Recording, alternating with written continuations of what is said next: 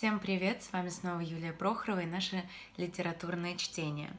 2018 год закружил меня в нереально интересных и потрясающе красивых проектах, поэтому, к сожалению, я возвращаюсь к вам только в начале февраля, но у меня есть оправдание. Я читала 700 с лишним страниц потрясающего романа, который сегодня хочу открыть и вам. Он стал для меня каким-то эмоциональным потрясением. Он невероятно красив, мелодичен, он очень умен и философичен, если можно так выразиться.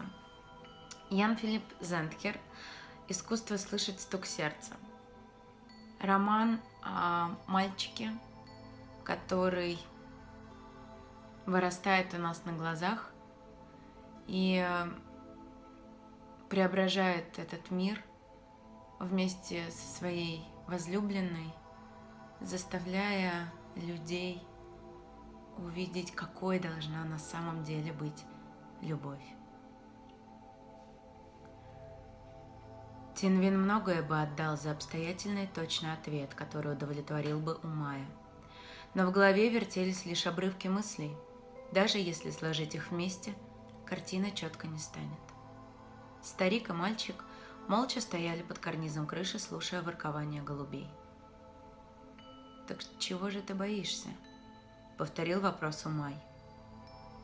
«Сам не знаю», — тихо ответил Тинвин. «Иногда ночной тишины или дневных голосов, толстого жука, который может заползти в мой сон и грызть мне руку, пока я не проснусь, и пней, из которых могу свалиться, и еще я боюсь страха. Он меня пугает, и я не могу от него защититься. Он сильнее меня». Умай ласково потрепал его по щекам. «Страх знаком всем, каждому живому существу. Он похож на рой мух, кружащих над навозной кучей. Животные спасаются бегством. Птицы торопятся улететь, а рыбы уплыть. Все они стремятся в безопасные места. Кто-то добирается до них, кто-то падает замертво от переутомления. Мы, люди, ведем себя ничуть не мудрее.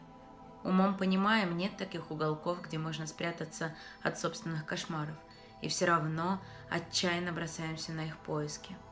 Стремимся к богатству и власти, тешим себя иллюзиями, будто мы сильнее любой опасности, пытаемся управлять другими, детьми, женами, соседями, друзьями.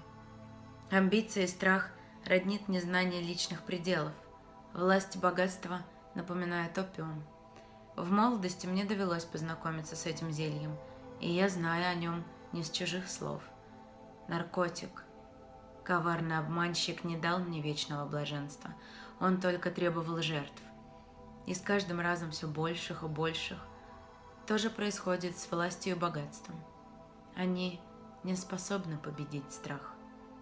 Есть лишь одна сила, которая его превосходит – любовь. Вот в таком ключе мелодии любви, понимания, страха, что может его победить. Я желаю вам прекрасных вечеров, проведенных с любимыми за совместным прочтением этой книги. С вами была Юлия Прохорова. До новых книг!